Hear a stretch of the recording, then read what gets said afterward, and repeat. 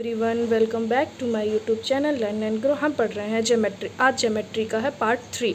तो अभी तक हमने जो पढ़ा उसका हम थोड़ा सा रिवीजन कर लेते हैं। ज्योमेट्री का हमने पढ़ा कि 5 उपविषय होते हैं जिसमें बिंदु, रेखा और कोण, त्रिभुज, चतुर्भुज, बहुभुज और वृत्त।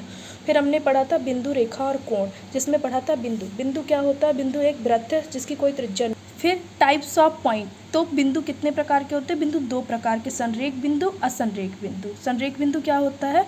यदि 3 या 3 से अधिक बिंदु एक ही सीधी रेखा में स्थित होते हैं संरेख बिंदु कहलाते हैं। उसी तरह अगर एक ही सीधी रेखा में स्थित नहीं है असंरेख बिंदु कहलाते हैं।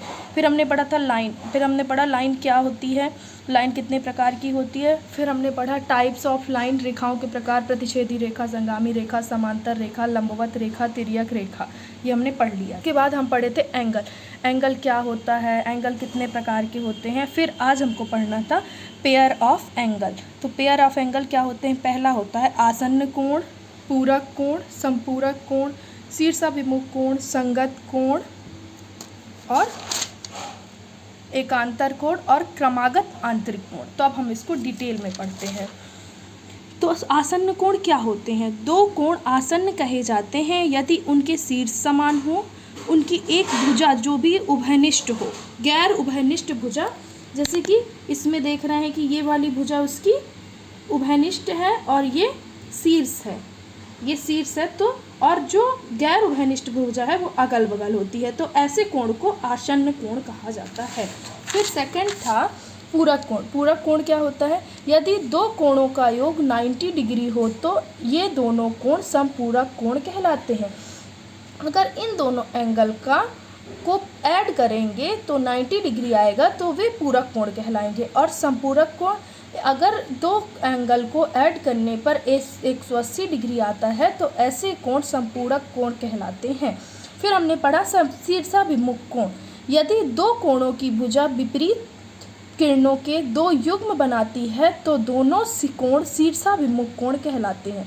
दूसरे शब्दों में, जब 2 रेखाएं एक दूसरे को प्रतिच्छेद करती हैं तो शीर्षाभिमुख के 2 कोण युग्म बनते हैं। शीर्षाभिमुख कोण का प्रत्येक युग्म बराबर होता है। जैसे ये वाला एंगल और ये वाला एंगल इक्वल होगा और ये वाला एंगल और ये वाला एंगल इक्वल होगा। तो इसको समझते हैं। कोण AOC इक्वल कोण DOB और कोण AOD इक्वल कोण COD। फिर आगे बढ़ेंगे संगत कोण। संगत कोण क्या होता है?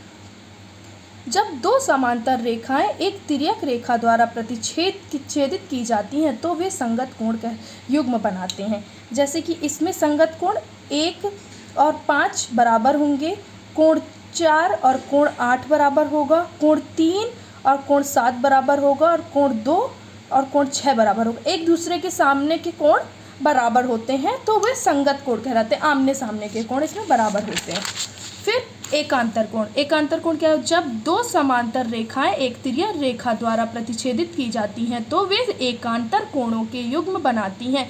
एकांतर कोणों के प्रत्येक युग्म बराबर होते हैं। एकांतर कोण के ये, अब जैसे आंतरिक आंतरिक हो रहे थे, अंदर अंदर के कोण हो रहे थे संगत कोण, अब ये एकांतर कोण आमने सामने के मतलब बाहरी कोण होंगे। जैसे कि इसका एंगल 3, इसका एंगल, ये एंगल जो 3 है ये एंगल 5 के बराबर होगा और एंगल 2 है ये 8 के बराबर होगा और एंगल 1 है वो 7 के बराबर होगा और एंगल 4 है वो 6 के बराबर होगा।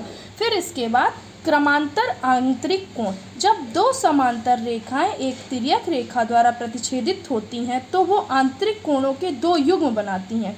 2 युग्म कैसे?